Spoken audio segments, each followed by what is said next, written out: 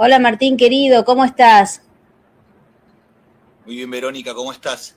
Bien, bien, sabés que se te escucha un poquito bajo, a ver, volveme a hablar. ¿Ahí? Ahí está un poco mejor, a ver la gente si lo escucha bien y ya estamos, ¿eh? Bueno, Bueno, Martín, antes que nada, muchas gracias por tu tiempo y por aceptar la invitación. el agradecido soy yo y sé que había muchos argentinos con expectativa de que pudiéramos tener una conversación. Bueno, sí, la verdad que sí, sobre todo quien te habla, así que muchas gracias, Martín. Contame un poco, viste que estamos con el tema de Venezuela. Yo sé que vos estuviste con Maduro, hay un video tuyo de cuando eras muy jovencito, que él te hablaba y todo. ¿A vos qué sensación te da lo que está pasando en Venezuela? ¿Cuál es tu parecer, digamos, y qué relación tenés con Nicolás Maduro? Bueno, en Venezuela eh, nosotros tenemos una unión de hermanos muy importante con Venezuela. Y esto hay que verlo desde los tiempos de lo que es nuestra ecúmene, ¿no? De la hispanidad. Entonces, primero es de destacar que nuestra nación, la nación argentina,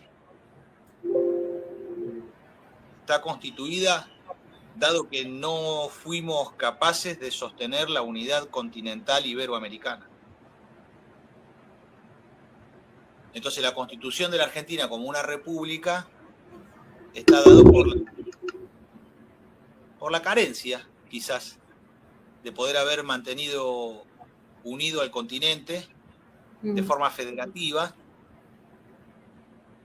y desde allí no haber sido capaces en lo que fue la independencia americana, de haber constituido medida.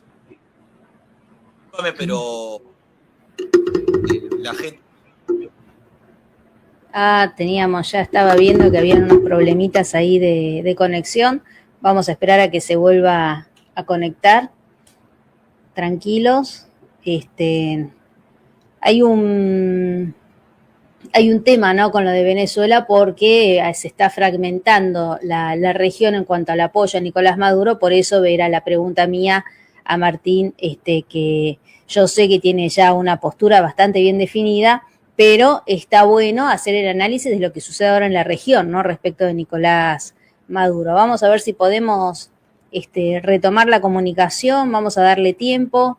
Yo tengo varios links para compartir, me gustaría compartirlos todos con Martín para conocerlo en varios aspectos, con preguntas que nadie le ha hecho, así que va a ser fundamental para mí que él esté acá, porque si no, hola Martín, ¿cómo estamos con hola. la conexión? ¿Querés ir a un lugar que tengas mejor conexión? Total, te esperamos, No, tengo acá conexión, estoy cerca del del router. monte.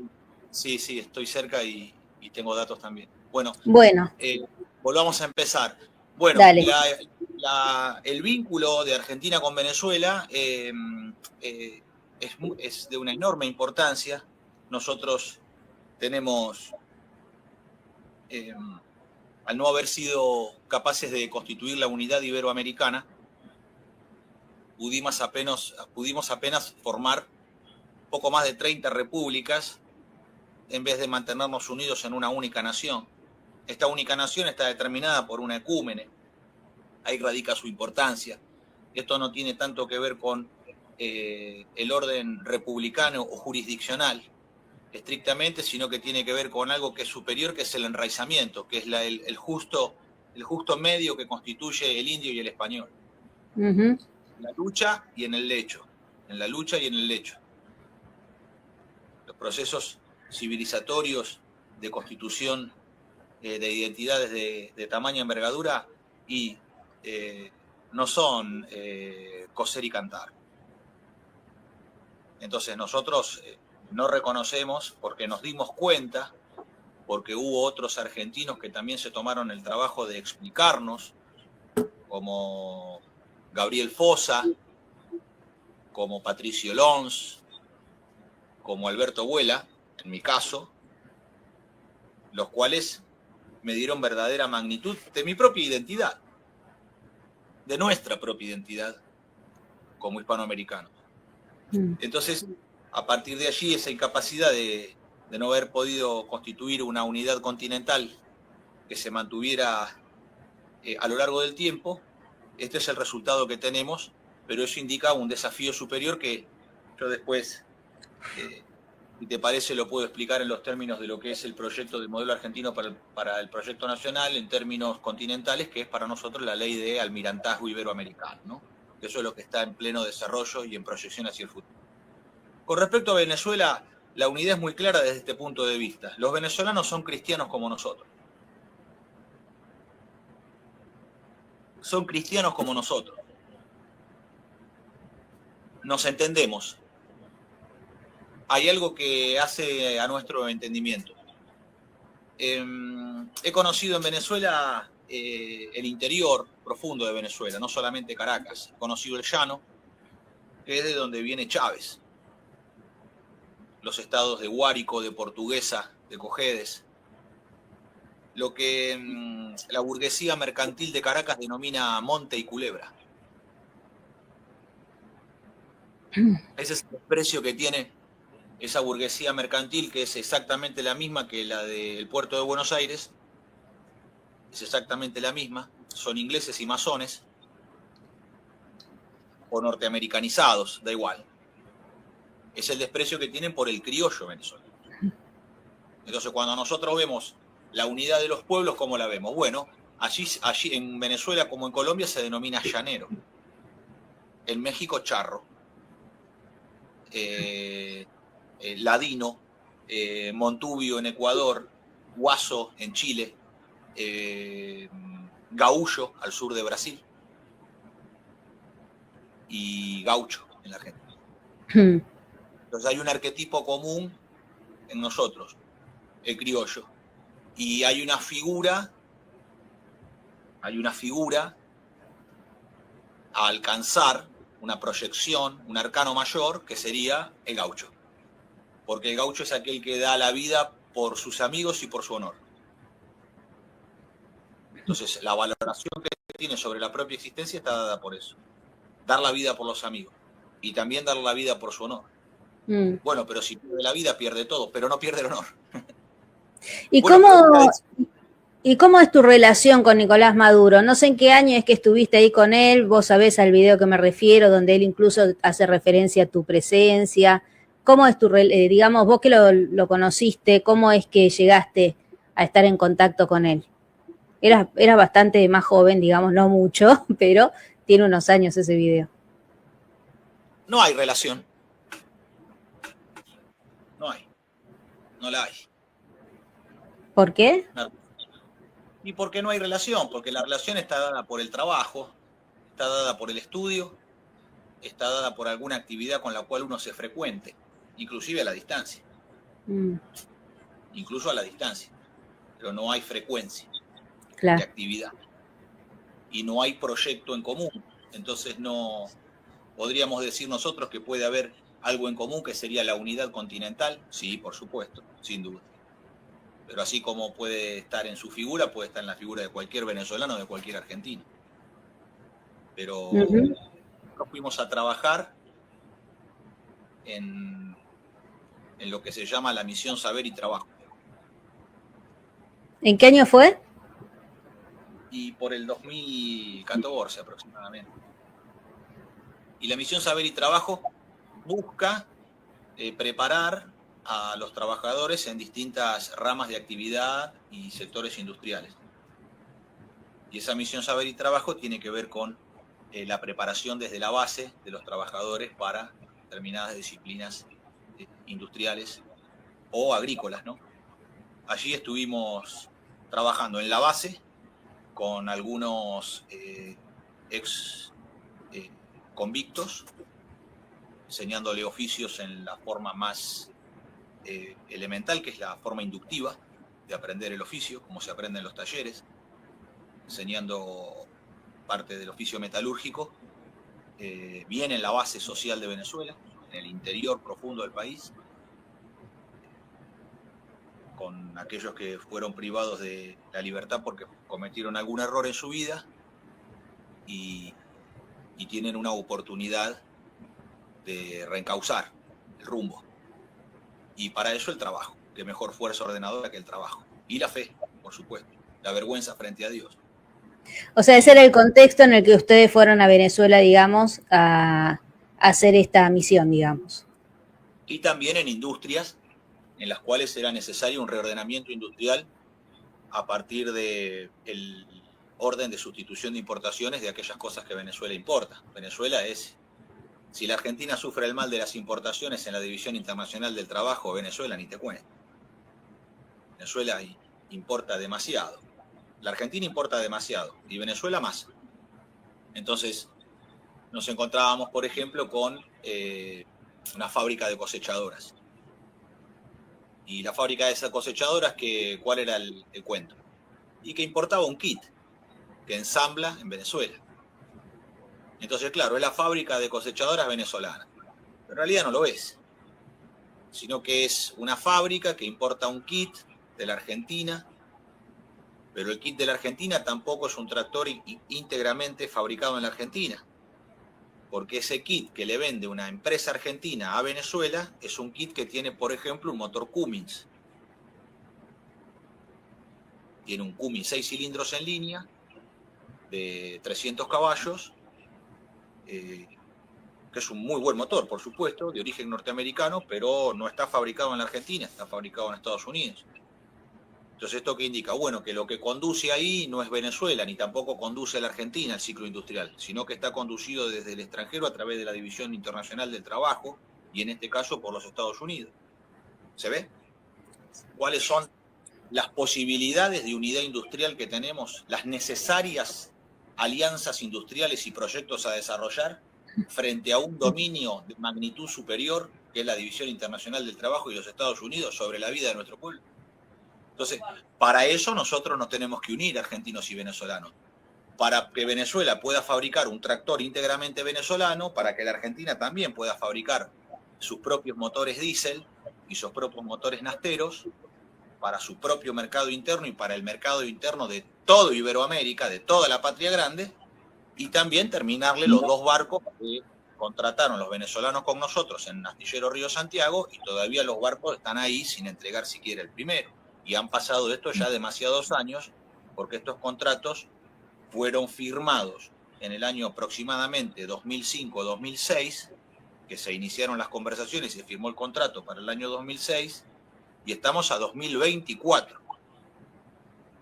Estamos a punto de cumplir, dentro de 2 años, se van a cumplir 20 años de la firma de los contratos.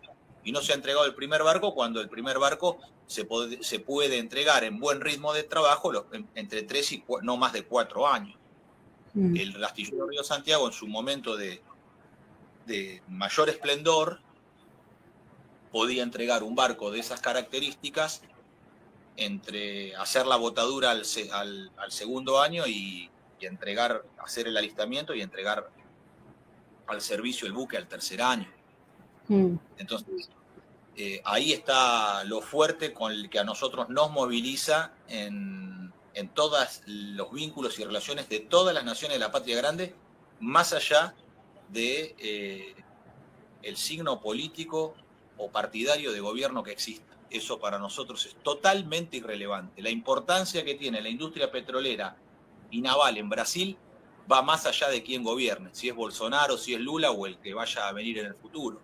Tiene que haber alianzas que estén sostenidas en el tiempo más allá de los gobiernos. Claro, es que por eso, perdóname, por eso te preguntaba por el tema de Venezuela, porque veo en la región apoyos que antes tenían los venezolanos o el gobierno de Venezuela que ahora empiezan a dejar de tenerlos. Entonces, entiendo yo, Martín, vos dame tu punto de vista, que ya no se puede hablar de política nacional si no se entiende un contexto, no te voy a decir global, pero al menos de la región, ¿no? ¿Cómo ves la región en ese sentido? Hablando de la unidad y todo eso, hay una situación ahí que observar, ¿no? ¿No te llama la atención o no? Por ejemplo, la reacción de Chile, de Brasil, de Colombia, ¿no? Con Petro a la cabeza.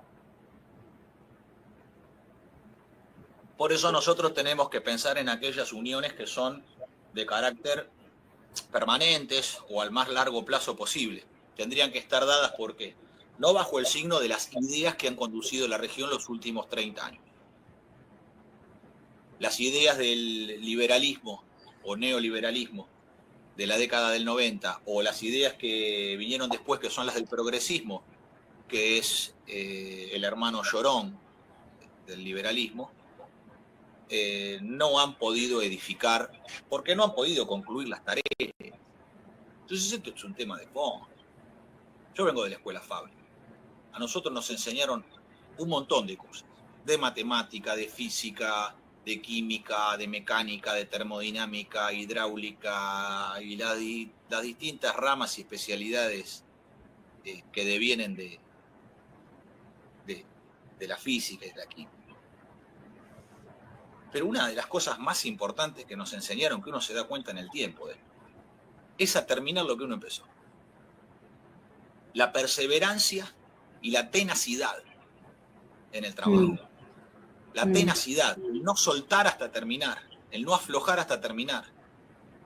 La virtud de la resistencia, que es una virtud interior a la fortaleza, ¿no? A la virtud cardinal de la fortaleza. La fortaleza está integrada por tenacidad, pero también está integrada por resistencia, que es la resistencia a las tentaciones. ¿Y cuáles son las tentaciones?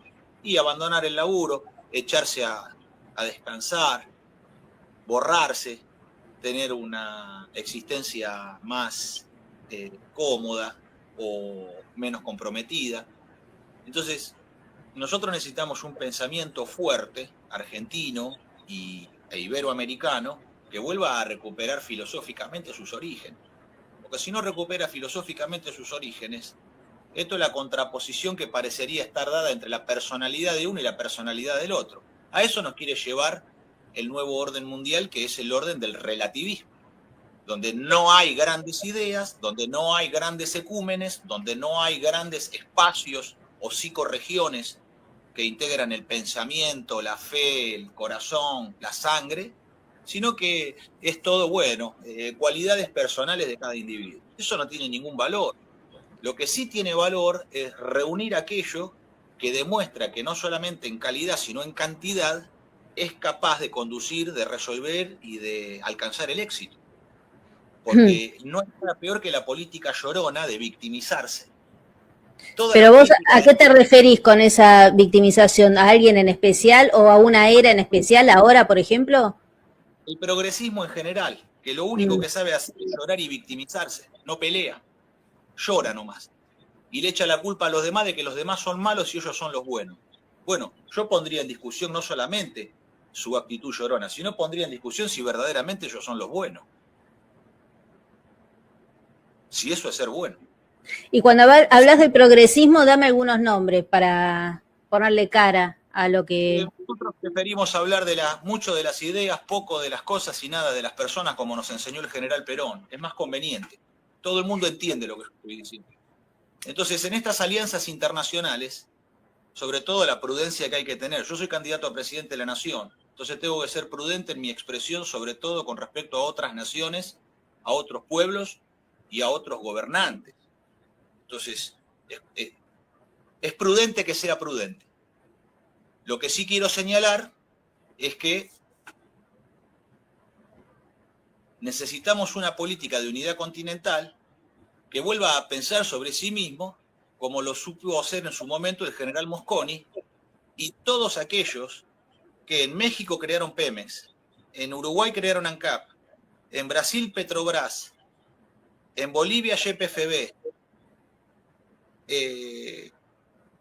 la Corporación Petrolera Colombiana e incluso Petróleos de Venezuela, que son empresas que se crearon a imagen y semejanza de la YPF argentina. Hay un modelo argentino que es el que se desplegó continentalmente con total éxito y es un caso único en la historia de la humanidad, porque en otros continentes, en Europa, en América del Norte, en Asia, en Oceanía o en África, no se ha dado este fenómeno de creación de petroleras estatales que responden a las naciones, que no son integrantes de las grandes mafias internacionales del petróleo, conducidas por los ingleses, los norteamericanos y en menor medida otros, que son nuestros enemigos, claramente.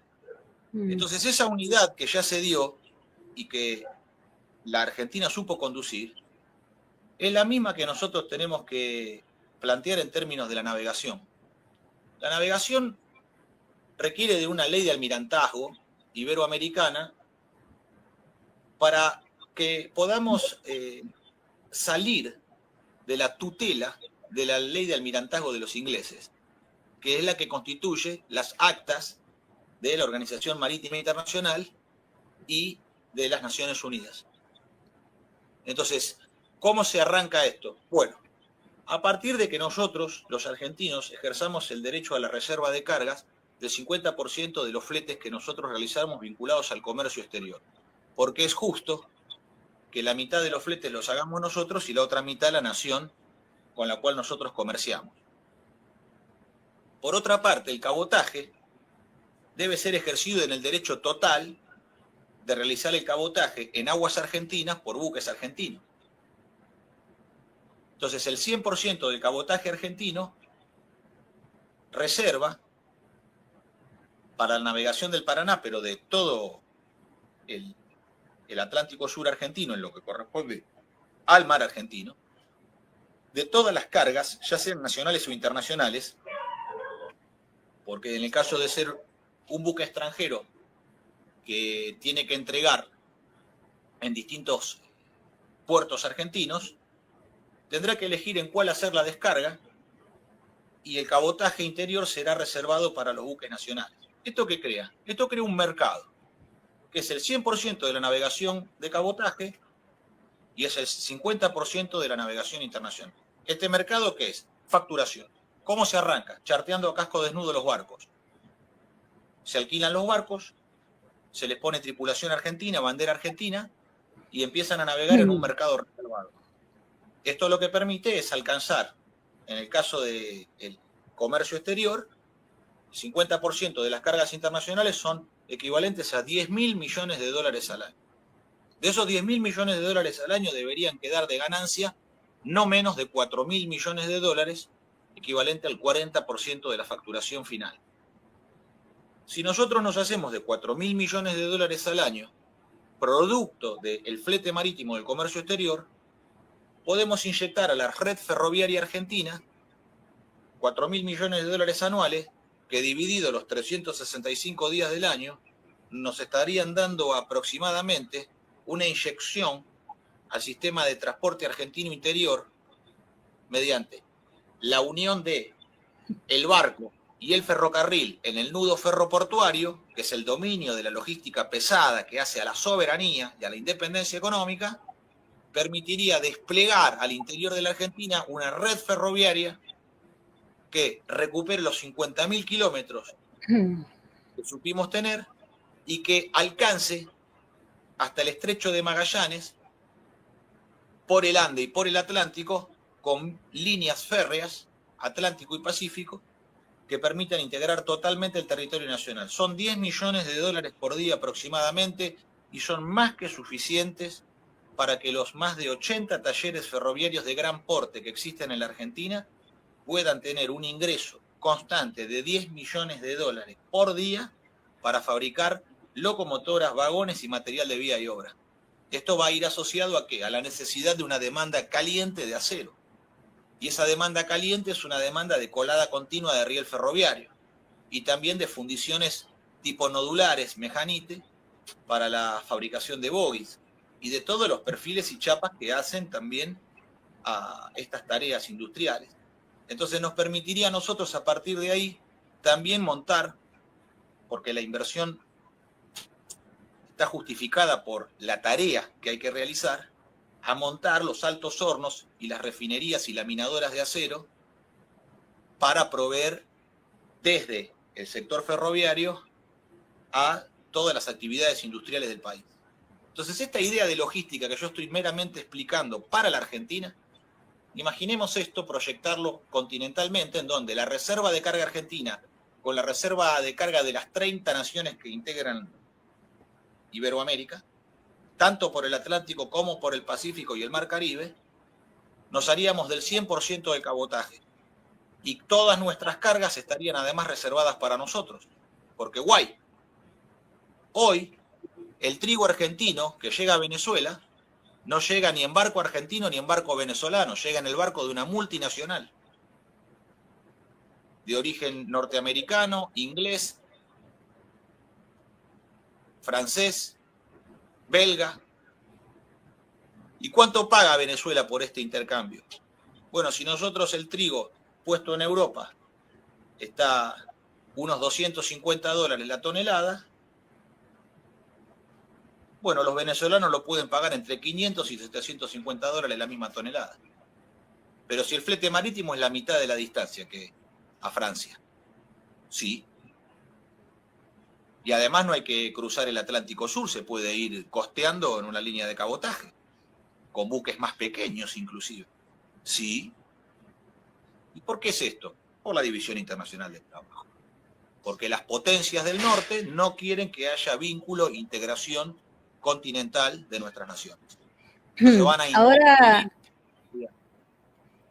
entiendo lo que vos decís y suena muy prometedor, pero vos sabés que cuando uno llega, vamos a suponer que llegás a un puesto donde podés empezar a implementar todas estas cosas, hay toda una estructura de poder que posiblemente ofrezca una enorme resistencia.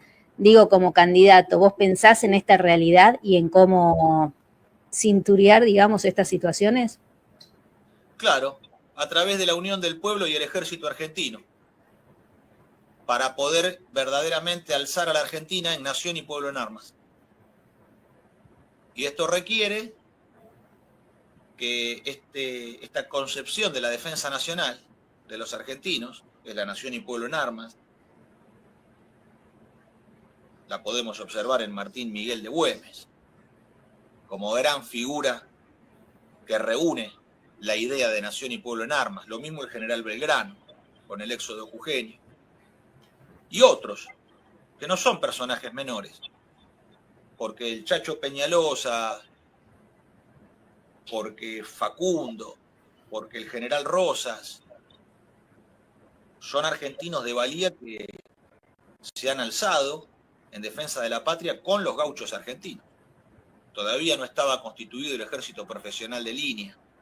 Eso recién ocurre para el gobierno del general Roca en la figura del teniente coronel Riccieri, que es el hombre que realiza la mayor recluta allá en Curamal, en el sudoeste bonaerense, cerca de las Encadenadas, ahí por Sierra de la Ventana, por esa región. 10.000 soldados y 24.000 reclutas allí por 1892. Con eso se conquistó el territorio austral argentino. Y el general Perón y el general Savio también supieron valerse de esta idea, porque el 11 de octubre de 1945 Savio hace la primer colada de arrabio en Altos Hornos Zapla, Palpalá, Jujuy. Y eso es la nación en armas. Porque Savio crea las fábricas militares de acero porque sin acero seremos siempre vasallos. Está dentro de una idea de defensa nacional. ¿Y el general Perón qué hace? Y apenas 5 días después, el 17 de octubre, el general Perón reúne a los trabajadores, que es el pueblo en armas. Es así. Ya esto está demostrado en la Argentina a lo largo del tiempo, que son los momentos donde se provoca el esplendor de verdad de nuestra patria. Pero vos sos consciente que necesitas una estructura muy leal para que esto ocurra. No es que yo no crea en los lindos proyectos, Martín. Trato de ser muy pragmática porque si no se convierte esta nota en en un discurso de hermosísimos deseos, pero viste, la pregunta que nadie responde en cada campaña electoral siempre es cómo se va a llevar adelante. Y un ejército en las condiciones en las que hoy está nuestro ejército argentino, o lealtades, o una estructura que te apoye, ¿no? No sé, gente que vaya con vos, gente... Hablamos un poco de todo eso para entender, digamos, la metodología, ¿no? Para bajar al llano, cómo sería recorrer ese camino. Porque sí, suena muy lindo todo lo que decís y suena además muy lógico. Es como decir, bueno, yo voy a tener esto y lo voy a invertir de esta manera. El tema es la estructura de poder preexistente, ¿no? Cómo lidiar con eso de una manera real. Y hasta Cristina dijo, una vez que uno llega al poder tiene el 30% o el 20% de margen de movimiento. Eso es lo interesante para mí, ¿no? Entender eso. Bueno, si Cristina Fernández de Kirchner manifestó que cuando llega al poder tiene un porcentaje menor en la conducción, bueno, evidentemente no ha buscado valerse de las fuerzas nacionales. Entonces, lo lamento mucho por la Argentina, porque verdaderamente declinar el poder, bueno, uno espera otra cosa. Uno está esperando otra cosa de la conducción de gobierno. Espera no declinar, sino prevalecer o morir. Porque no hay más honor que morir en defensa de la patria. Entonces, esto se realiza a partir de la recuperación del nervio industrial del ejército argentino. Porque el ejército argentino ha tenido un nervio industrial que le ha permitido primero fabricar su propio sistema de armas. Las Fuerzas Armadas Nacionales fueron capaces de fabricar sus propios aviones caza interceptores, sus propios aviones de transporte y sus propios aviones de entrenamiento. Dentro de esa producción ha logrado incluso dominar la fabricación de las turbinas, que es lo más complejo de fabricar en un avión. Que es lo más complejo de fabricar en un avión. Que es fabricar el impulsor. Nosotros ya fabricamos Derwent 5 y fabricamos Rolls-Royce Nene, que son la base de todas las turbinas de aviones de todas partes del mundo. ¿Hay turbinas más nuevas y más? Sí, por supuesto. Siempre hay evolución tecnológica. La técnica es aquello que en el transcurso de la existencia de la especie humana tiende a avanzar de forma infinita. Es el desplazamiento horizontal del hombre. Tiende a infinito. Ahora, esas capacidades fueron destruidas.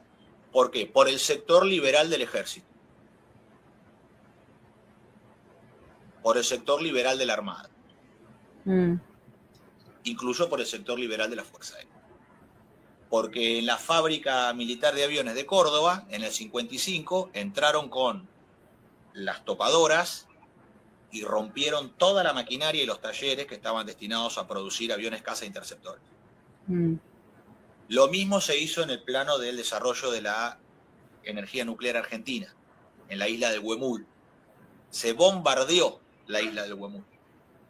Bombardearon la isla del Huemul para destruir todo lo que allí se estaba desarrollando.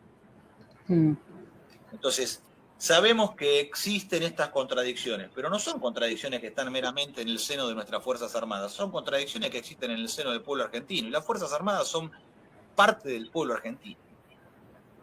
Son instituciones de la República que integran el orden nacional y que además provienen del pueblo. Porque en nuestra familia hay soldados, hay gendarmes, hay prefectos, hay servicio penitenciario federal, hay policía. Nuestra propia familia, como la familia de todos los argentinos. No son algo aparte del país, son la patria y son el pueblo. Ahora, recuperar el nervio industrial pone a todos a trabajar, no a discutir ideología.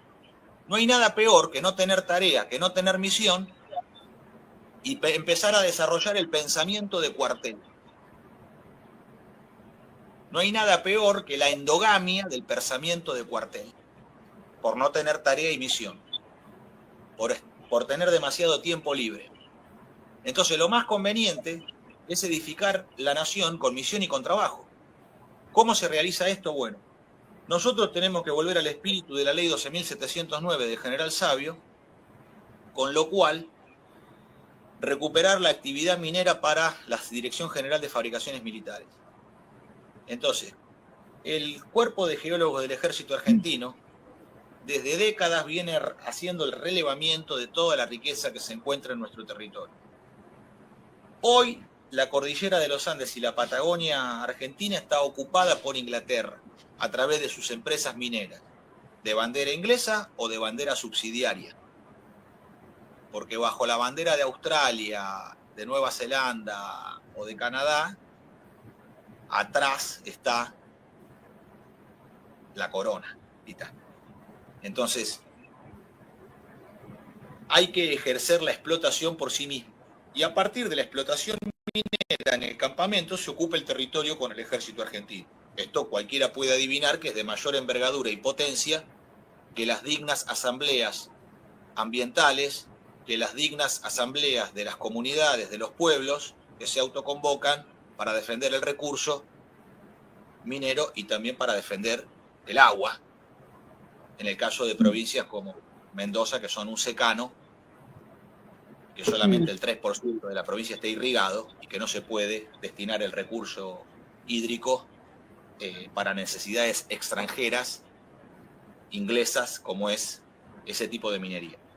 Entonces, desde allí nosotros tenemos que abrir las líneas productivas. ¿Por qué? Porque de la minería de hierro y de carbón deviene inmediatamente la minería asociada, que es la que obtiene tuxteno, que es la que obtiene cobalto, que es la que obtiene magnesio, manganeso, cromo y níquel, para producir aceros aliados, aceros especiales, aceros bonificados. Entonces, a partir de ahí salen los altos hornos y las lingoteras, porque el cobre, la plata y el oro, junto con el zinc, requieren de que nosotros tengamos lingoteras para materiales de conducción eléctrica y de revestimientos, como puede ser cobre y zinc, pero también lingoteras de metales preciosos para el paladio, para el oro y para la plata. Entonces las actividades de refino empiezan a estar bajo nuestra potestad, mediante el instrumento de la nación que son las Fuerzas Armadas. A partir de allí se da una posibilidad de acumulación de reservas en metálico que fortalecen el poder de intercambio entre los compromisos de la Argentina, una industria del acero y también una línea electrónica, porque la electrónica no hay que verla solamente a través del litio. El litio lo que nos permite es hacer acumuladores de energía. Nos permite hacer acumuladores, baterías. Pero para que esa batería funcione necesitamos hacer ánodos y cátodos, porque el litio es meramente el electrolito de la batería. Hace al electrolito. Pero el ánodo y el cátodo tienen que ser constituidos por aleaciones. Y para eso se necesita, por ejemplo, el coltán, el cobalto y otros elementos. Pero no alcanza con eso, sino que las tierras raras, lantánidos y actínidos, son aquellos elementos que a nosotros nos permitirían fabricar electrónica para computadoras y telecomunicaciones. Entonces, a partir del dominio de esta minería, nos permite a nosotros el procesamiento de componentes electrónicos, como son puentes, diodos, resistencias, transistores, capacitores, tiristores y los elementos necesarios para hacer lo que son circuitos integrados. Esa línea de electrónica tiene fines, que son las telecomunicaciones y los sistemas de computación, de automatización y de mando a distancia. Todo eso constituye también el campo de la defensa, porque tiene que estar conducido bajo CITEFA, que es el órgano de diseño de las Fuerzas Armadas y de tecnología, pero también junto con INVAP y con Comisión Nacional de Energía Atómica, porque hoy es la Comisión Nacional de Energía Atómica la que es capaz de producir chips de hasta 300 nanómetros a escala de laboratorio, que hay que darle amplificación. Entonces hay que montar una fábrica, porque esto, la Argentina de la escala de laboratorio, la Argentina de la investigación permanente, es una Argentina domesticada, es una Argentina reducida a decir, bueno, como no se puede frenar el ingenio argentino, ¿qué busca hacer Inglaterra? ¿Qué busca hacer Estados Unidos? Bueno, como no nos pueden parar, nos tratan de comprar, llevándose a nuestra gente a trabajar para ellos, y si no, o nos tratan de robar, como está haciendo el gobierno de Milei con el reactor Karen, entregando no solamente toda la memoria técnica, la ingeniería básica de detalle y la investigación, sino entregando los espacios productivos como es IMSA, donde se fabricó durante décadas material nuclear argentino, y además de robarnos, lo que buscan es que nosotros frenemos. Para frenarnos, ¿qué hacen? Bueno, dicen, déjalos que estén en el campo de la investigación. Mientras estén en el campo de la investigación no son una amenaza. Ahora, donde la Argentina pasa de la investigación a la producción, ahí se encienden las alarmas en el extranjero. Pero por eso esto tiene que estar blindado en un sistema de defensa donde, a nuestro entender y dada la experiencia que estamos viviendo los últimos 50 años de decadencia nacional, para nosotros el orden de la Comisión Nacional de Energía Atómica tiene que estar bajo el secreto militar argentino. Esto así no va más. Acá no puede venir cualquier mercachifle, cualquier fantoche, cualquier cachivache inventado por la sinarquía internacional para que nosotros de repente nos encontremos con la situación que no es esto. Quiero decir que esto no ocurre solamente ahora con Milei, esto desde hace décadas, claro, que viene ocurriendo. Sí, qué bueno esto que estás diciendo, porque es el gran problema, ¿no? Creer que de repente aparece un Milei y sucede todo esto que está pasando. Le quiero agradecer a Ricardo por los super stickers que nos estás mandando. Gracias, Vero. Y dice, invitado de lujo, gracias siempre por traer lo mejor a tu canal.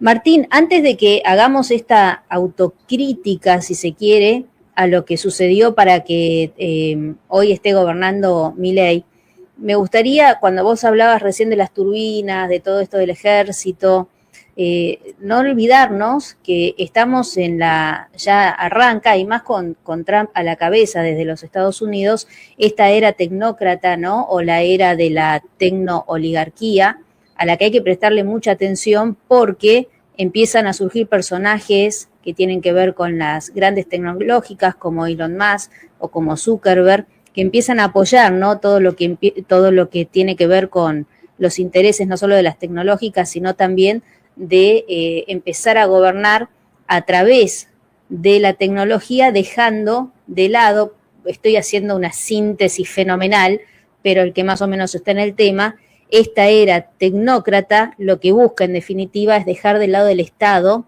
mostrando que no hace falta, incluso también se habla de pequeñas ciudades sin Estado, que son una suerte de ciudades anarcocapitalistas, justamente por el uso de toda esta tecnología. ¿Vos pensás esto?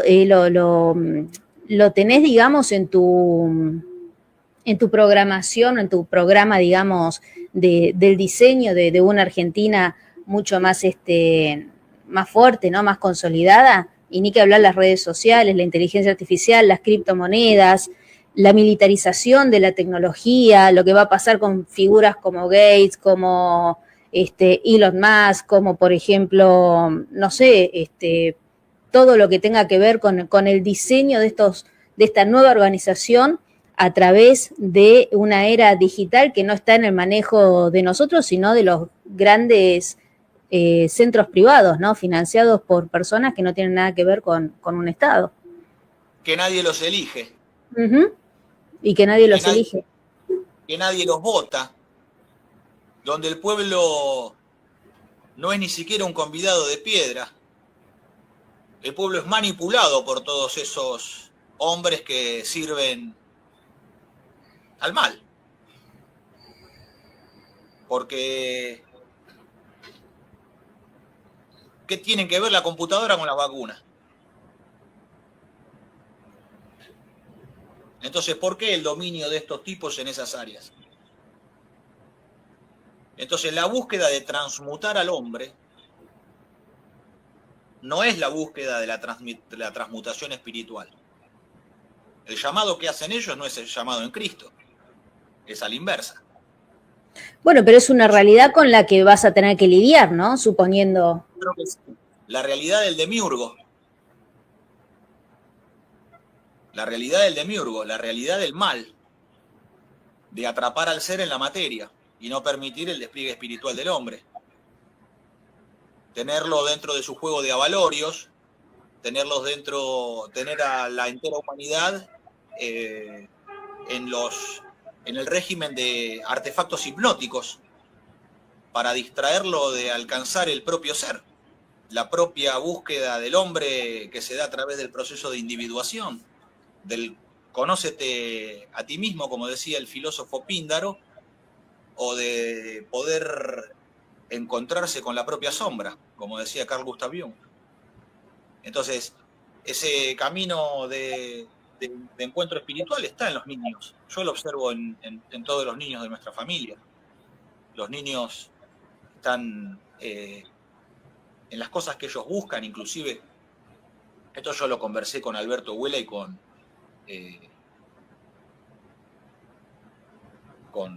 Archibaldo Lanús, en la casa de Juan Archibaldo Lanús, el gran canciller argentino. Bueno, porque los peronistas tenemos de todo. También tenemos grandes bacanes de la Cancillería y grandes filósofos gauchos.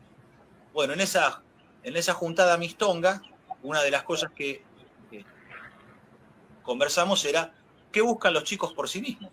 No que se les induce, sino que buscan por sí mismos. Bueno, cuando uno ve el tipo de dibujos animados que miran, el tipo de películas o de series, o el tipo de libros, de cuentos que leen, todo lo que tiene un relato de cuento o de novela, todo está impregnado del camino del héroe. Absolutamente todo está impregnado del camino del héroe. Bueno, tiene origen en Estados Unidos, tiene origen en Inglaterra, tiene origen en Japón, que son los que producen a gran escala contenido audiovisual. Bueno, pero eso está. Evidentemente, nosotros no hemos sido capaces de producir, nos debemos cumplir con esa misión, que es producir nuestros propios contenidos dentro de un nacionalismo cultural. Entonces, la primer muralla de edificación de la soberanía es el nacionalismo cultural, porque la preferencia por nosotros mismos es aquella que determina nuestros valores criollos, y sobre la preferencia de nosotros mismos, el orden vertical de los valores, el valor de la palabra empeñada y la gauchada, constituyen el ser argentino. Y uno puede encontrar equivalencia, porque el código gaucho, de dar la vida por los amigos o por el honor, es equivalente al código samurái de los japoneses. No es que seamos lo mismo, pero evidentemente en unos y otros existe el camino del héroe y el camino del honor. Y eso lo podemos encontrar civilizatoriamente en todos los pueblos y las naciones. Ahora, si el lenguaje y el intercambio va en ese sentido, hay puntos de unidad o semillas de verdad que nosotros debemos fertilizar. Más el dominio de la tecnociencia, que es la negación del espíritu, es la búsqueda de deshumanización del hombre. Porque el transhumanismo no es un trans, es un des. No es un superhombre, es un infrahumano. Porque el peso de un hombre está en su alma, no en el exoesqueleto que lo constituye, o en el procesador que logren enchufarle cuando encuentren la interfase para meterse adentro de la conciencia del ser. Ese es el fin de la especie humana. Entonces, coincido con vos, solo que me da la sensación que no hay mucho que rescatar de esa esencia humana cuando vemos lo que sucede en la vida diaria con la sociedad, ¿no? Con padres que dejan a sus pibes con una tablet o con, por ejemplo, personas que son capaces de engañar o de pisar la cabeza a su colega para salir adelante. Digo, esto que vos decís, que es hermoso y que yo lo comparto, me da la sensación que a veces está todo preparado para que esta era tecnócrata funcione, porque justamente cada vez se está menos valorado el espíritu y el alma que nos hace esencia como ser humano. ¿Vos pensás que esta lucha ya está perdida en este sentido o no? Estás para hablando de la nada. cultura. A ver, ¿cómo se recuperan? Inglaterra viene ganando. Inglaterra y Estados Unidos, ¿no?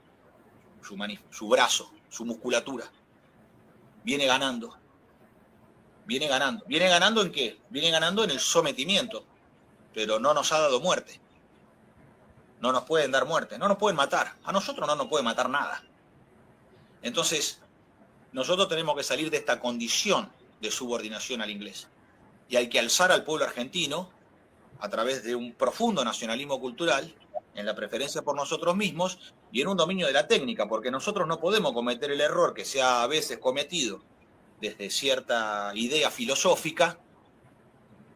No es que Heidegger tenga la culpa de estas cosas, pero quizás los que lo han leído sobre el temor al dominio de la tecnociencia sobre el ser, lo que se ha generado es cierto pavor y cierto horror que paraliza al hombre y hace rechazar la técnica. Pero nosotros no debemos rechazar la técnica, sino que el espíritu tiene que tener dominio sobre la misma. Ahora, para que el espíritu tenga dominio sobre la técnica, lo que tiene que aparecer en el alma de la persona es el rango entre espíritu y técnica. Si pareciera que la técnica es de orden superior, bueno, el poder espiritual maligno usa la técnica para vaciarnos de espiritualidad. Pero si el espíritu está por encima de todo, en el orden del rango del alma de la persona, la técnica es instrumento de realización del ser. Entonces nosotros tenemos que dominar la técnica. Y al dominar la técnica, dar los argentinos y todos los iberoamericanos, y no solamente nosotros, sino las ecúmenes que pueden unirse a nosotros a través de Cristo. Porque para nosotros Rusia es un misterio. China ni hablar, mucho más. Pero ¿por qué decís que es un misterio? Porque los rusos son un misterio para nosotros. ¿Qué podemos saber de ellos? Poco. Sabemos poco. Sí. Necesitamos Igual que los saber chinos. más. Sería bueno saber más, conocerlos más. Ahora, ¿por qué digo Rusia? Y porque son cristianos. Entonces la unidad en Cristo a nosotros nos permite una unidad no solamente en la fe, sino una unidad en los valores y una unidad en la cultura, porque hay valores cristianos que a nosotros nos constituyen. Y para nosotros eso es entender que los rusos y los ucranianos son un mismo pueblo. Claro, es difícil en este momento para ellos, pero hay rusos con los cuales nosotros conversamos y ucranianos con los cuales nosotros conversamos que piensan esto mismo, que esto es una guerra entre hermanos conducida por Inglaterra, que es la fuente de todo mal en este mundo, o por lo menos instrumento del mal, Inglaterra. Entonces es una guerra de la OTAN contra Rusia, en territorio ucraniano. Entonces, la tercera posición es la forma universal que tenemos los argentinos, no para que los otros se hagan peronistas o para que los otros se hagan argentinos, sino para que nosotros respetuosamente podamos conversar. Y que además, en términos de ecúmene, la ecúmene iberoamericana converse con la ecúmene de los eslavos, ¿no? Si se podría llamar de esa manera, pero de esa ecúmene que es los rusos, los ucranianos, los bielorrusos y otros más. Lo mismo también que para nosotros la conversación con Italia tiene que ser directa, pero para eso hay que nacionalizar el comercio exterior, entre otras cosas, porque si nosotros no nacionalizamos el comercio exterior, vivimos bajo el dominio de la División Internacional del Trabajo y no hay vínculo directo con Italia. Entonces yo quiero conversar con Italia, ¿por qué? Porque Italia es Roma. Y a nosotros nos constituyen tres, que son la filosofía de los griegos, que podemos resumir en Aristóteles, el derecho de los romanos, porque en Roma se da la idea del alma singular del hombre, además del derecho romano, se da la idea de una idea de qué es la humanitas, lo que nosotros hoy decimos, ¿cuál es el primer humanismo? Roma es el primer humanismo. O sea que la romanitas es la humanitas, o al revés, la humanitas es la romanitas. Y lo tercero, la fe cristiana. Eso constituye la Argentina. Nosotros estamos hechos de eso. Eso se enraizó en esta tierra, en un justo mixto con el indio. Y eso dio esta raza que somos los criollos. Acá la única raza originaria somos los criollos. Los demás vinieron de otras partes, o por el estrecho de Bering o por el Atlántico. Pero acá lo originario es lo criollo. Entonces, eso tiene que conversar como criollo que es, con el mundo. Entonces, de esta manera, nosotros a través del intercambio, del comercio, ¿qué hacemos? Alentamos, desde el comercio, alentamos la cultura. Y de alentar la cultura también alentamos el trabajo. Pero si no hay comercio entre nosotros, va a ser muy difícil el intercambio cultural y productivo. Por eso el comercio tiene la envergadura que nosotros le damos y por eso nosotros somos probablemente los únicos que en la Argentina planteamos dentro de las fuerzas políticas que se presentan con vocación de conducir el Poder Ejecutivo Nacional, ¿no? Somos los que estamos planteando la nacionalización del comercio exterior, porque esto a nosotros nos permitiría tener dominio de las relaciones internacionales y tener vínculo directo a través de nuestra marina mercante, de nuestra línea aérea de bandera y tener nuestros embajadores obreros, como supimos tener con Juan Perón desde el 46 al 55. Tener Ahora, los embajadores en el mundo y que esos embajadores obreros sean la voz del pueblo argentino en el mundo, no la voz de un partido político, no, la voz del pueblo argentino en el mundo. Bueno, ¿qué pasaría si nosotros, además de embajadores obreros, tuviéramos los embajadores de la cultura argentina? ¿Qué pasaría si nosotros hiciéramos lo siguiente?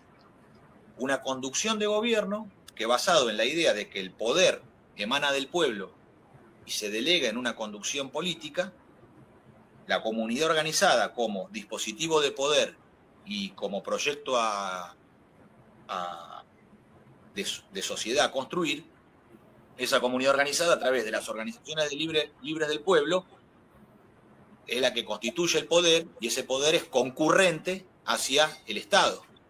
¿Qué pasaría si nosotros coronáramos la conducción de gobierno con el presidente de la Nación, el Estado Mayor Conjunto de las Fuerzas Armadas, la Confederación General del Trabajo, la Confederación General Empresaria y a su vez los artistas, los filósofos y los deportistas? Y que ese pluriverso nacional sea el Consejo Superior de Gobierno y que ese Consejo Superior de Gobierno en las relaciones internacionales tiene una misma expresión, porque hacia afuera también se constituye como organizaciones libres del pueblo y son justamente las organizaciones libres del pueblo que a través del Estado argentino, sin ser el Estado argentino, pero tienen expresión y difusión internacional de su ser. Ahora, me estabas por comentarlo, hacer esta observación respecto de por qué llegamos a esta situación en la que llegamos. No creo que Milei sea nada que no era esperable dentro de la Argentina después de lo que ha venido ocurriendo en las últimas décadas. Yo entiendo que vos no quieras dar nombres, pero para conocer bien a un candidato y para ver con quién está y con quién se rodea o con quién se va a acompañar, yo te diría casi fundamental saber quiénes son las personas con las que a vos te gustaría confiar. Del ámbito político, públicamente reconocidas, ¿no? Porque es para saber de todo esto que me estás hablando, de la mano de quién, o sea, porque solo nadie puede hacer semejante cambio en soledad, digo. Sería lindo saber en quiénes te apoyás, a quiénes reconoces, con quiénes te sentís cómodo, del ámbito político actual, ¿no? Muy bien. En el Consejo Superior de Conducción de Gobierno, en el campo de la cultura, la filosofía, la metafísica, el profesor Alberto Vuela, que es el más grande filósofo de los argentinos, que es el hombre que tiene que constituir el equipo de conducción de la cultura nacional, valiéndose de otros jóvenes de valía, como son Jonathan Di Paola, Diego Cheramoni, con el equipo que va atravesando las generaciones, desde muchachos que tienen 16 años hasta 55 años, y que ahí hay varios cortes generacionales de profesores de filosofía que se vienen preparando en el pensamiento nacional. También tengo que nombrarlo en esto a Lucas Carena, que yo desearía que integre la conducción de un futuro gobierno nacional justicialista. Un hombre del pensamiento nacional, hombre de Rosario, que junto a Pablo Dávoli realizan un programa extraordinario que se llama La Brújula, en Conclusión TV, del Sindicato de Empleados de Comercio de Rosario, que es una institución de prestigio, donde verdaderamente esas son las cosas que hay que mostrar como ejemplo, porque el Sindicato de Empleados de Comercio de Rosario, Sebastián Ferro, su secretario de Cultura, bueno, también te estoy hablando de un hombre de 40 años. Yo a Dávoli le voy a pedir más que la cultura, le voy a pedir a Dávoli que integre otros aspectos vinculados a la legal y técnica argentina, porque es un hombre que del derecho comprende y mucho. Y desde allí, con Pablo Dávoli estamos escribiendo, estamos trabajando sobre la ley del almirantazgo iberoamericana. Qué mejor un hombre que domina la filosofía del derecho para constituir un plexo jurídico de dominio de nuestros mares para la Argentina del porvenir. También puedo nombrar hombres como Martín Miguel Güemes, de Salta, que es el chorno del general, que son hombres, es un historiador argentino que debería estar dominando la cátedra de lo que es el pensamiento social, porque si la Argentina va a seguir bajo el régimen falaz y descreído de los Romero, de la Universidad de Buenos Aires, de la Facultad de Ciencias Sociales, contando las mentiras de la historia mitrista y negando la verdadera historia de los argentinos en una falsificación que ha destruido el pensamiento filosófico, que ha enajenado el pensamiento sociológico y que ha convertido a la antropología en un acto aberrante de degenerados, lo mismo que ocurre con lo vinculado al psicoanálisis, donde se ha traicionado al espíritu para reemplazarlo por la mente. No son cuestiones menores, son cuestiones de fondo, por eso se está tan mal, porque la agresión es tan grande a nivel psíquica que se ha perdido totalmente el rumbo y se piensan las cosas al revés. Entonces, en esto estoy nombrando a algunos veteranos, como es Martín Miguel Güemes, como es Alberto Abuela, pero también estoy nombrando cuadros jóvenes. Y del gremialismo argentino, hombres como Mariano Moreno, del Sindicato de Capitanes de Cabotaje y Pesca, Sindicato de Patrones, como también puedo nombrar Leandro Montero, del Sindicato de Electricistas Navales, como también puedo nombrar cuadros de 40 años valiosos de la Unión Obrera de la Construcción, como Roberto Morelli. Bueno, si me pongo a pensar, me va pasando la tira de nombres, pero esto no es meramente un listado, porque yo me pongo a pensar y te voy nombrando compañeros nuestros de concepción patriótica, industrialistas, trabajadores, hombres de compromiso nacional, que mi memoria está vinculada a quiénes son, no es meramente un listado, sino estos hombres son por lo que son. Esto está constituido por un ser. Bueno, después yo no puedo dejar de nombrar a Aritz y a Isier Recalde, que son son escritores argentinos del pensamiento nacional, que ya tienen una obra importante realizada. Entonces, en el campo de la cultura nosotros tenemos todo. Pasa que está sepultado por la avidez de novedades por el hablar por hablar y por hablar ambiguamente. Los elementos que constituyen la vida inauténtica son los que sepultan el pensamiento profundo de los argentinos. También tengo que nombrarlo a Diego Massieri, sin dudas. Entonces, todo eso ¿qué constituye? Constituye un campo del pensamiento nacional en la cultura argentina, que eso, estando en la conducción de gobierno, tiene un poder de obrar enorme. Ahora, en el campo de la técnica también tenemos todo, porque en la Comisión Nacional de Energía Atómica, en fabricaciones militares, en astilleros y fábricas navales del Estado, en lo que queda del Estado empresario argentino, más los organismos de ciencia y técnica y las Fuerzas Armadas, todavía mantenemos capacidades para poder volver a reedificar la Argentina. Entonces, en la técnica estamos, en el espíritu también. ¿Qué cosa nos falta a los argentinos? Comunidad. Nos falta uno de los tres elementos. La técnica está más que desarrollada en el país. La filosofía, la historia, el arte, la metafísica que constituyen el espíritu, también contamos con él. ¿Qué nos está faltando? Organización política. ¿Qué es organización política? Volver a nosotros mismos, al orden natural criollo, al naides es más que naides. Y ese naides es más que naides tiene un cabildo donde se expresa. Y ese cabildo elige un caudillo.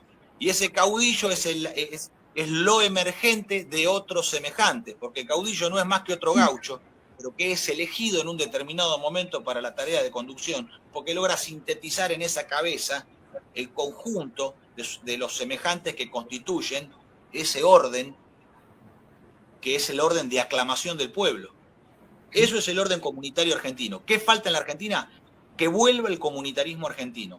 ¿Cómo se hace esto? A través de las organizaciones libres del pueblo, que son las formas naturales de organización. No son las formas de la República, son las formas del pueblo, que son las organizaciones libres. Los sindicatos, la sociedad de fomento, los clubes de barrio, la junta vecinal. Hablando de esta comunidad y de la organización política, muchos cada vez que te ven a vos hablan de Cuño, y cuando lo ven a Cuño hablan de vos. ¿Por qué no están unidos en esto? Si es que no están unidos, si no, por ahí me estoy equivocada. Coméntame eso, por favor. No lo sé. ¿Pero hablás con él? No. ¿Y por qué no hablas? Hablemos de vos, porque de él no creo que sepas, pero vos ¿por qué no te comunicas con él? No lo sé, yo fui invitado una vez a su programa. Y fui al programa y expresé lo que expresé. ¿Qué son estos temas que hablamos? Y al canal fui otras veces en otros programas que me han invitado. Otros programas de ese canal me han invitado y he ido.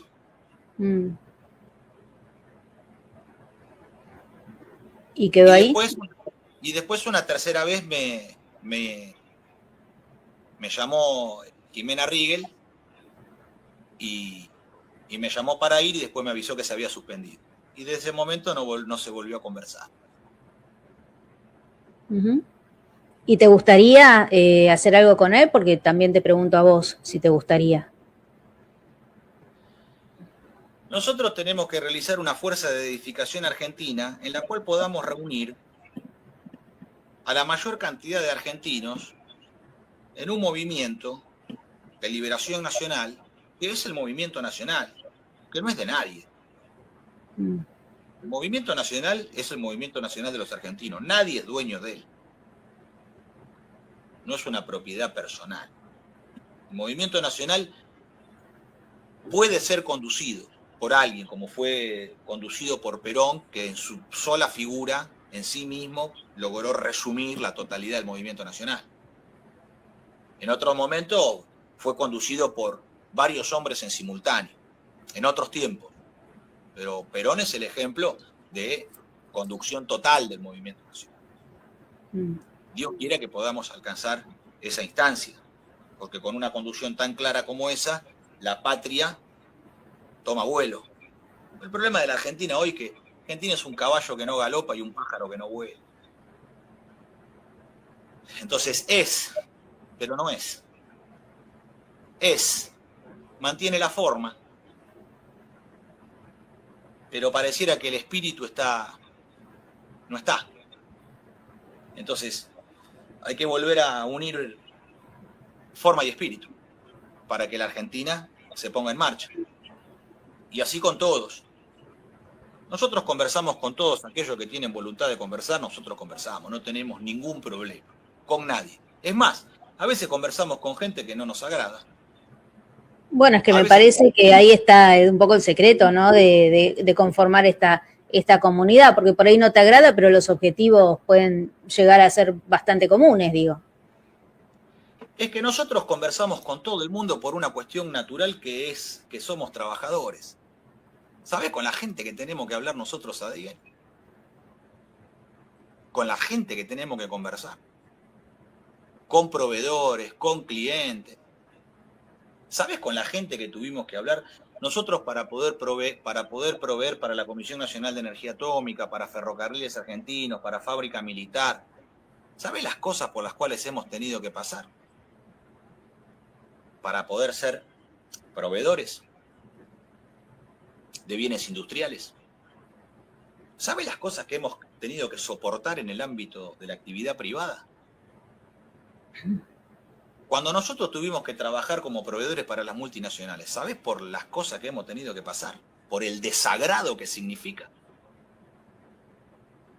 La mayor parte de las veces trabajar para un orden de una multinacional, porque hay que ganarse la vida y hay que ganarse el pan.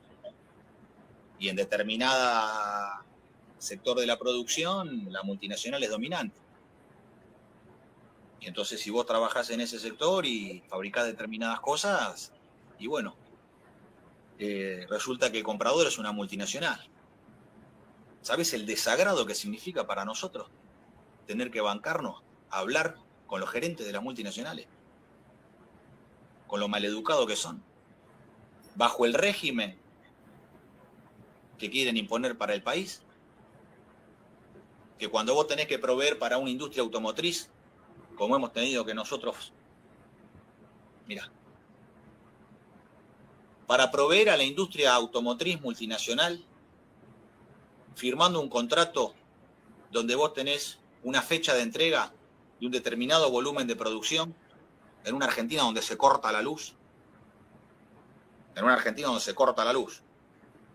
y donde vos, cuando te pasás de la fecha de entrega, que no la ponés vos la fecha de entrega, para poder cubrirte de estas dificultades. No, la fecha de entrega te la ponen ellos. Ellos te ponen la fecha de entrega y te ponen el precio de lo que vos fabricás. No es que vos cotizás, haces una cotización, le pasás un presupuesto y ellos te dicen que sí o que no, o te pones de acuerdo para ajustar. No, ellos vienen y te dicen, se paga tanto el kilo de chapa por deformación. Esta pieza se paga tanto, la toman o la toman, y la tienen que entregar en tal fecha. Claro, en la necesidad en la cual estamos los argentinos corriendo por un bizcocho, uno trata de agarrarlo como lo más que puede. ¿Sabe lo que es la humillación de tener que estar nosotros en el taller de matricería? En vez de fabricar la matriz para poder estampar esa pieza que va a ir en un automóvil, tener que recibir una matriz reventada que viene de la industria automotriz brasilera y que acá la hacen tirar un par de añitos más porque los argentinos total nos la rebuscamos y sacamos adelante el laburo como sea, y tener que estar nosotros reparando una matriz que ya dio todo lo que tenía que dar en la industria automotriz brasilera, y en vez de fabricar la matriz nosotros estamos reparando una matriz usada. Es humillante. Porque nosotros tendríamos que estar haciendo la matriz desde cero. Sin embargo, estamos soldando los filos para después volver a mecanizar y volver a poner en funcionamiento esa matriz, y corriendo tras un plazo que nos impone un régimen internacional totalmente desagradable. Así que imagínate que si nosotros tenemos que en la vida diaria hemos tenido que lidiar con todas esas dificultades, nosotros conversamos con todos los que tengan voluntad de conversar con nosotros. De hecho, lo hacemos. ¿Y con Guillermo Moreno? Te pregunté por Cuño recién. ¿Y con Guillermo Moreno? Hemos conversado también. ¿Y a qué llegaron con esa conversación? Hemos conversado hace años atrás y hemos conversado recientemente. ¿Y? Y él tiene su idea.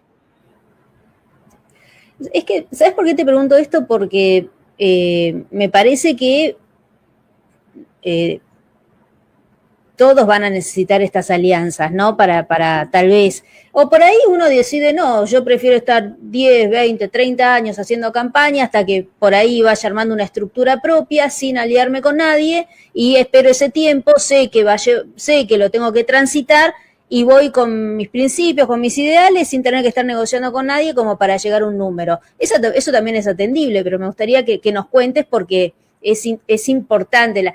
El pragmatismo en las declaraciones de un candidato es importantísimo. Más allá, a mí me encanta que tengas tan presente la filosofía, creo que es lo que te diferencia y creo que es un factor valiosísimo en lo personal. Amo la filosofía. Y también, como periodista, amo el pragmatismo.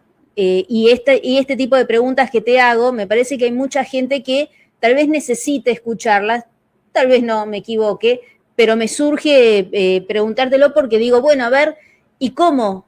¿Cómo se llega? Y vos me dirás, no sé, por ahí me tome 10 años, 20, 30, pero voy por acá. O por ahí en 5 años tengo alianzas y llego y voy con este, con este y con este. Así como lo expresamos nosotros, la posibilidad de la Argentina de ponerse de pie nuevamente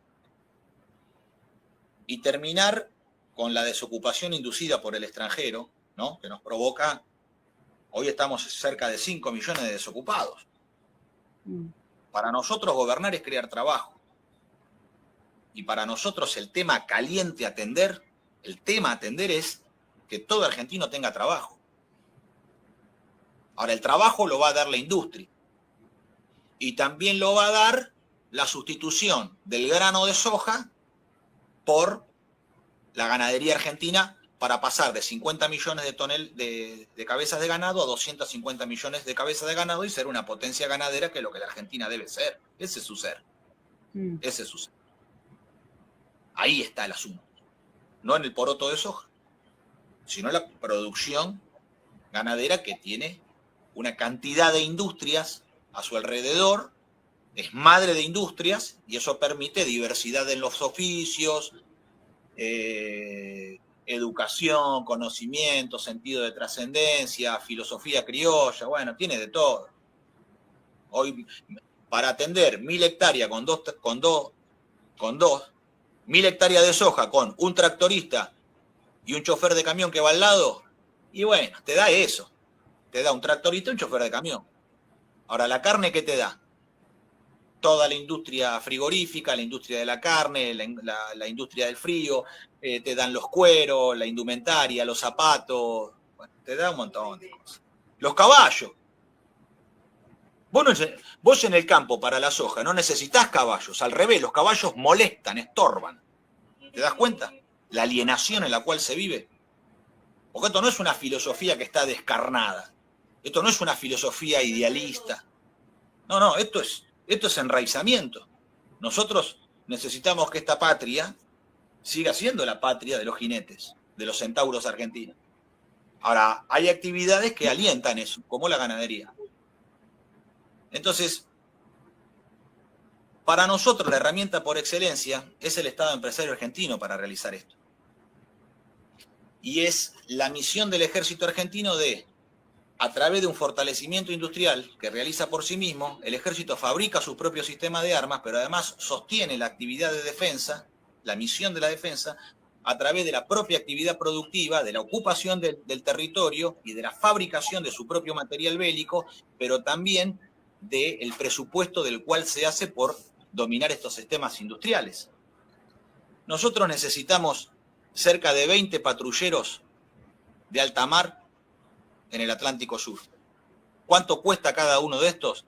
Aproximadamente, fabricados en la Argentina, 25 millones de dólares. Si yo necesito 20 patrulleros de 25 millones de dólares, más o menos se adivina el número, ¿no? ¿Cómo lo voy a pagar yo dentro del actual presupuesto de defensa nacional? Del presupuesto asignado a la Armada Argentina, ¿cómo hago yo para tener estas 20 embarcaciones? Es imposible. Ahora, pero si yo ejerzo la navegación de ultramar en el comercio exterior, y esto da órdenes de compra a los astilleros nacionales, el fortalecimiento de la industria naval argentina permite que sobre la fabricación de los 200 barcos que necesitamos para el comercio exterior, yo pueda fabricar 20 buques de defensa. Si no, no se puede hacer. Y así con todo. Entonces, ¿cuál es el tema para nosotros central en este asunto? Que el Estado empresario argentino es el instrumento por excelencia de la liberación de nuestra patria. Es el que puede alcanzar la independencia económica porque es el único que tiene la magnitud, la fuerza y el poder, el dominio, para poder enfrentar el régimen de la División Internacional del Trabajo de las multinacionales. Bajo el dominio de las multinacionales, la Argentina no se realiza. Nunca vamos a tener una propia industria automotriz, nunca vamos a tener una industria naval, nunca vamos a tener una industria aeronáutica, nunca vamos a tener una industria ferroviaria propia.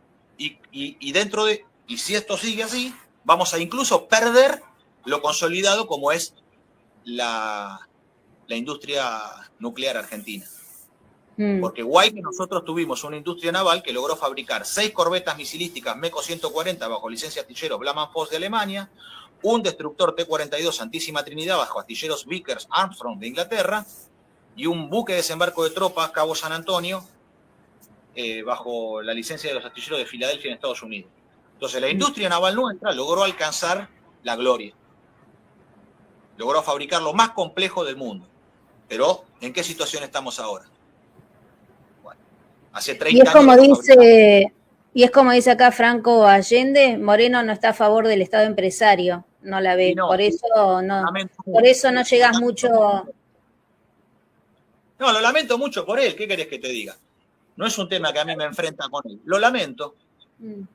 Lo lamento. ¿Por qué? Y porque yo trato de sumar cada vez más argentinos en la idea del Estado empresario. Mi prédica es para que otros como yo, para que otros argentinos, otros criollos, mis semejantes, podamos juntos darnos cuenta de que si tenemos unas Fuerzas Armadas fuertes, poderosas, con fábricas de acero, como Altos Hornos Zapla y Somisa. Altos Hornos Zapla y Somisa son fábricas militares de acero. ¿Cómo es esta situación donde el status quo, donde el pensamiento de la dirigencia política acepta críticamente de que hace 30 años que se entregaron las fábricas militares de acero a las multinacionales, se destruyó Altos Hornos Zapla, lo están desmantelando, lo siguen desmantelando, un chorro que se llama Taselli, que es el taferro de Paolo Roca. Paolo Roca, Techina pagó un alto horno, ahora va a pagar el segundo alto horno, y cuando apague el otro alto horno nos vamos a quedar sin reducción, y si no hay reducción de alto horno, la Argentina perdió la capacidad de reducción y depende de la chatarra extranjera y depende de la importación de acero. ¿Te das cuenta? Entonces mira para nosotros lo que significa el Estado empresario y el vínculo que se da a través del Estado empresario del ejército y el pueblo. Porque además el Estado empresario es una institución integradora. YPF la creó el ejército argentino, no la creó la Facultad Latinoamericana de Ciencias Sociales. No es una creación de Flaxo, YPF. No, es una creación del ejército. La escuela fábrica, en la cual, como yo, cientos de miles de pibes se formaron técnicamente en el país, la escuela fábrica es una creación de Perón y de los militares de su tiempo. Es un tipo de educación que, y bueno, es como hacer el servicio militar, pero sin ropa verde oliva. Pero es más o menos así. Entonces, es un orden, el de la escuela fábrica, que forja el carácter de la persona. Sí, forja el carácter. Entonces, sí. Es como el servicio militar, te forja el carácter. Entonces, yo estoy planteando este orden, nosotros estamos planteando este orden, y lamentamos los que se oponen a este orden, pero mira, nosotros además, esto que decías con respecto a los tiempos y demás, sinceramente, nosotros hace muchos años que vivimos en la intemperie, hace 30 años que vivimos en la intemperie. En mi caso, hace 30 años que vivo en la intemperie. Yo nunca fui funcionario, nunca trabajé en el Estado, siempre trabajé en fábrica y en taller, en el ámbito privado de la metalurgia, y después también tuve que prostituirme de cualquier cosa. Vendí relojes en la calle. vendí teléfonos celulares en la calle, vendí enciclopedias a cuota en la calle. Bueno, como miles de argentinos que en la década del 90 empezamos a trabajar, tuvimos que rebuscárnosla como pudimos. Pero nosotros entendemos el valor que el Estado empresario tiene sin haber integrado nunca ningún órgano de gobierno argentino. Ahora, entendemos que si no este órgano superior y este orden que provoca, la pequeña y mediana empresa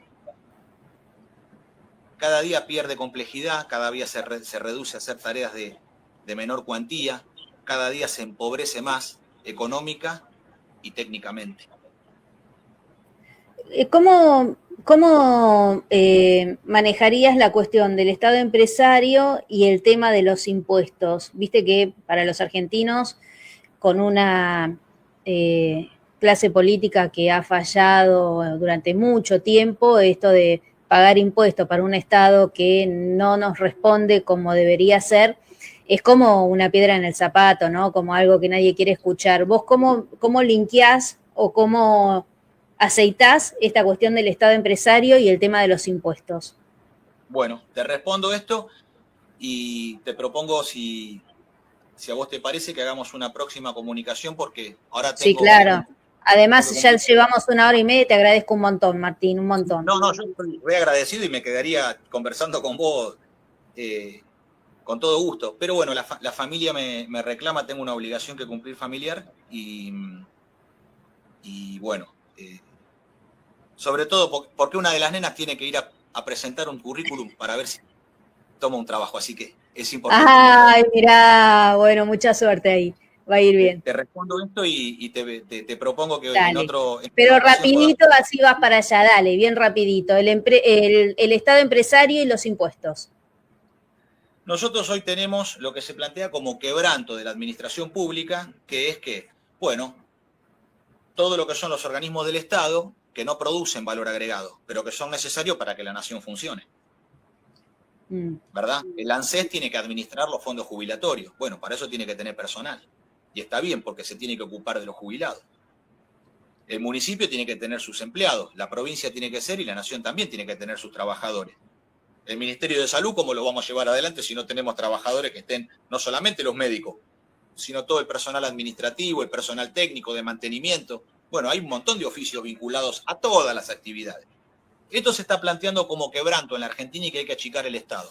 Nosotros planteamos algo totalmente contrario a lo que plantean los liberales de Milei y totalmente contrario a lo que plantean los kirchneristas. La motosierra de Milei y la década ganada para nosotros son totalmente insuficientes. El Estado empresario argentino es aquel que es capaz de producir valor agregado. Producir valor agregado. Ese valor agregado, que es riqueza de la nación, se convierte en salario de los trabajadores argentinos, pero la ganancia se convierte en capitalización de la nación.